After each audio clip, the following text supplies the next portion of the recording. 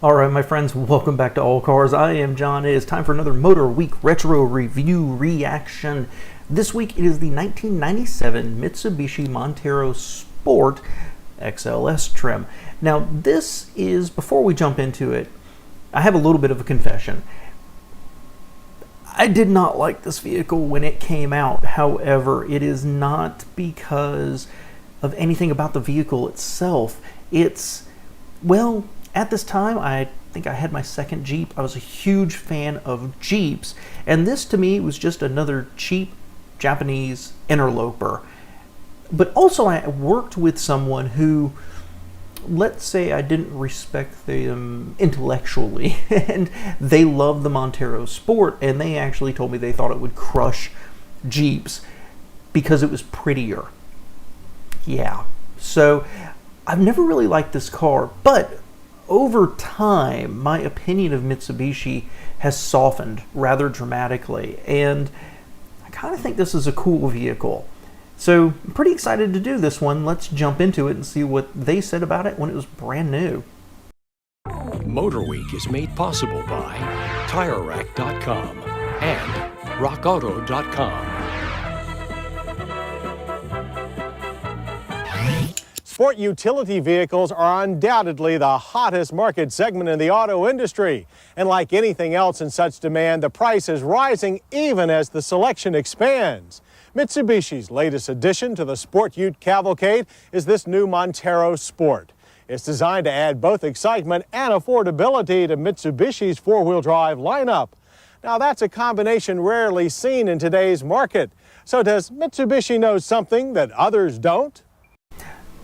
Interesting, and we all know what happened to this market. It continued to grow and it continued to expand. I gotta say, I think this is a really good looking vehicle.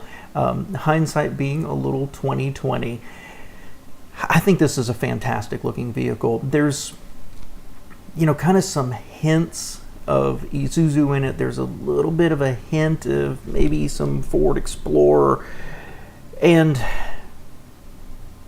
I really like this character line that runs down the side right there just below those door handles. I like the lights at the front. I think the grille, it's nice and reserved with just a little bit of bright work around it, but that intake beneath the bumper kind of mirroring it. I just think it's a good looking vehicle. I'll say more about that in a little bit. What Mitsubishi knows is that to become a serious player in a market that's dominated by one or two vehicles, you have to offer customers something better and different, but not too different. Thus, the 1997 Mitsubishi Montero Sport doesn't deviate from the two-box shape so popular with Explorer and Grand Cherokee fans. The front fascia is as aggressive as any SUV, and tow hooks and skid plates are standard. On profile, lots of glass and flush hardware make the Montero Sport look sleeker without sacrificing height. And I'm not sure I buy that comparison to, say, the Grand Cherokee. I do tend to think of that as a cut above. I've always thought of this as more of a Cherokee competitor more than anything else. And at the rear, well, it would be hard to mistake the full-width reflectors for that of any other SUV. And so, again, I'm glad they did this. I like the rear end of it. I really do. I like that it goes across like that. I think Mitsubishi missed an opportunity to do something a little bit different and actually extend those lights up, kind of like the Volvo station wagons. But still a very distinctive look. I don't love the two-tone myself, but that's a minor complaint overall. I just think it's a handsome design, and honestly, again, from now looking back, when you look at what Mitsubishi did in the 90s, they had sports cars, and the Gallant was really beautiful at one point, and I'm not sure this isn't the best put together visually for them. Maybe that Gallant I did a retro review of, but I do think that this is a great looking vehicle. And the fuel fillers on the right side of the car. The ladder type frame of the Montero Sport is based on the classic Montero with the same 107.3-inch wheelbase. The biggest difference being that the Sport uses a simpler leaf spring rear suspension, so the spare tire can be carried between the frame rails. Inside, everything is all new and easily the most car-like interior Mitsubishi has yet styled for a truck. The wide front bucket seats look inviting and have a good variety of adjustments. However, some of our staff felt they needed more bottom padding. The main gauge cluster is large and clear, with a Montero-style multimeter over the dash center. We love the big air vents and rotary climate switchgear, but once again, Mitsubishi stereos suffer from too many tiny buttons. The Montero Sport is about 7 inches shorter than the classic Montero. Okay, so interesting. I don't remember, I probably knew at one time, that this was based on the chassis of the Montero, and I respect the Montero, certainly.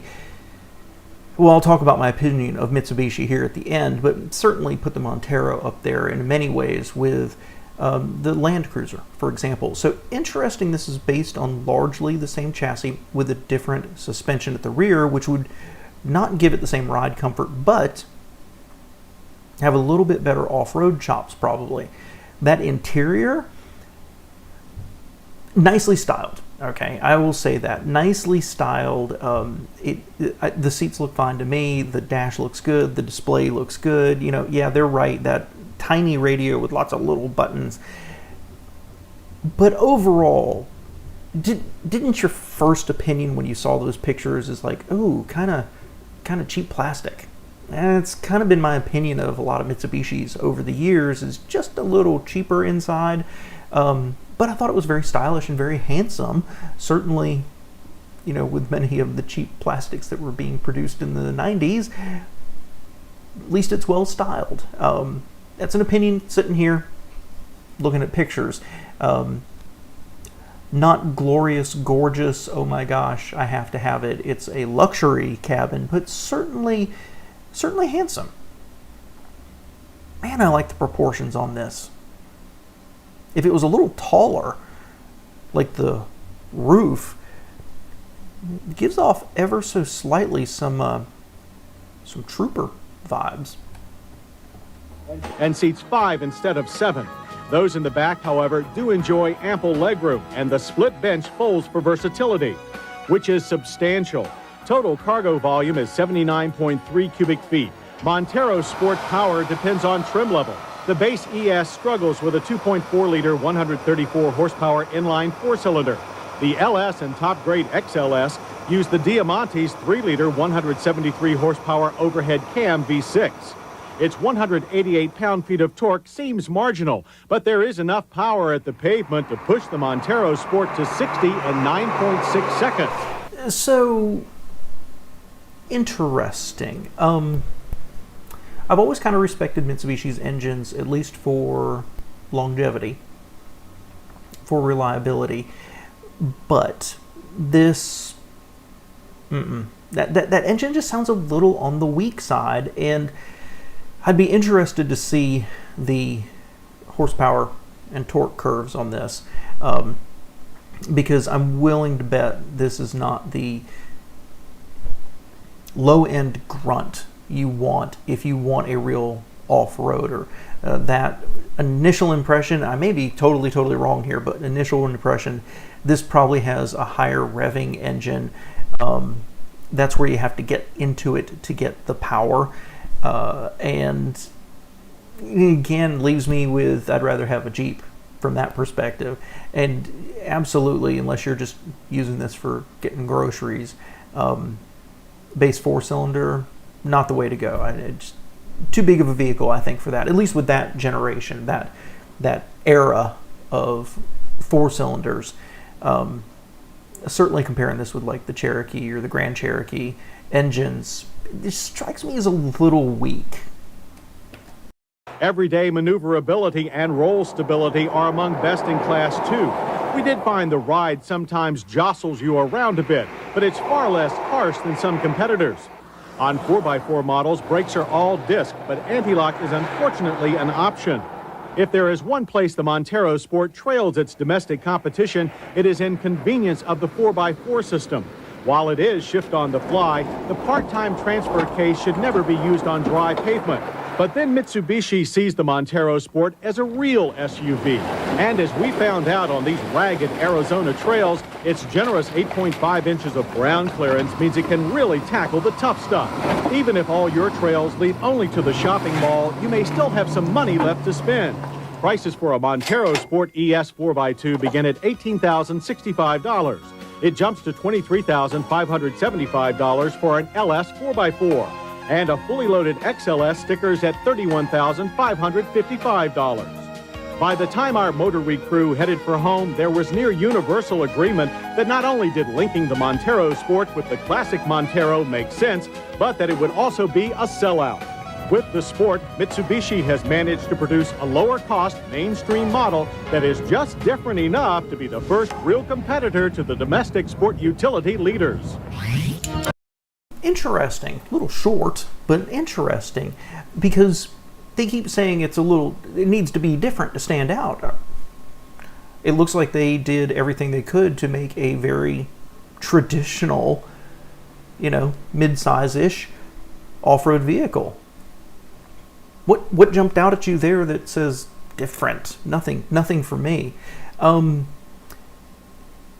do not see a part-time shift on the fly as a downside. This is not a full-time all-wheel drive system, and it kind of reinforces what I was saying. This is less of a competitor for the Grand Cherokee. Prices look pretty good. I don't know what the Grand Cherokee and Exploder were doing back then in terms of prices, but prices seem reasonable. But overall, what I'm not hearing from them is a tremendous amount of excitement or passion about it, right? They think it's going to be, they said a sellout, but they think it's going to sell out. They think it's going to be a good seller. They think it's going to be attractive to people. But did you hear anything there that was like, this is fantastic, we are so impressed, other than the cargo space?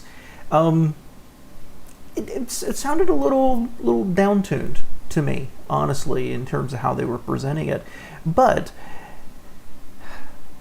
for a car that I really, truly despised when it first came out, I look back on this much more favorably. I think the exterior styling looks great.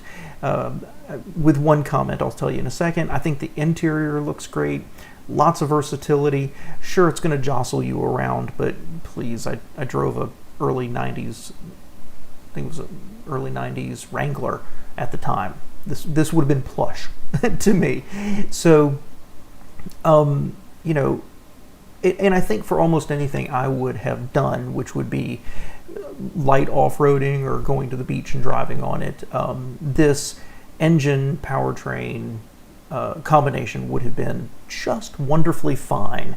So I could really see myself liking this. I really, really could. Styling-wise, the one thing is that from certain angles, as they kept showing it, I know that it looks like they popped the body on top of it, and it was just up a little too much. Certainly, some angles around the wheel wells, lots and lots and lots of space. Now, you want that for wheel articulation, but then certain angles from the front, it looked like the whole vehicle was just kind of stretched up. At least from the bottom of the bumper to the top of the hood, everything looked kind of tall, but then the roof didn't look that tall. Minor complaint, because I do think this is a great looking vehicle. And the funny thing about it is back in the day, in the 80s and in the 90s, when you had Honda, Toyota, Nissan, Suzuki, Isuzu, Mitsubishi, and everybody else coming here, and all of the domestic makes using some of the Japanese cars to fill in their lineup. Mitsubishi I never really respected. But it's fascinating to me that as I've gotten older and I look back on them, I remember them more fondly. I'll never say that they were as good as, say, the Toyotas or the Nissans or the Hondas. At the time, they always came across slightly cheaper inside, slightly noisier, slightly less refined. But they had personality. At least they had some sort of character about them. And cars like this, the Eclipse, the Mighty Max, the 3000, really make me look back on this period for Mitsubishi with a lot more fondness in my mind. And so it's neat to go back and see a vehicle like this that I remember really disliking, thinking about it kind of favorably now. I'd love an opportunity to drive one. It'd be cool as heck to have the opportunity to set up a modern day 97 Cherokee, 97 Mitsubishi Montero Sport road test comparison and see what they were really like, you know, 1-to-1. I kind of think I know how it would go, but you know, that kind of stuff would be kind of fun. So let me know your thoughts below, guys. If you had one, let me know how it held up for you and how much you loved it. But I appreciate you being here, and thanks for spending a couple minutes for a trip down memory lane with me.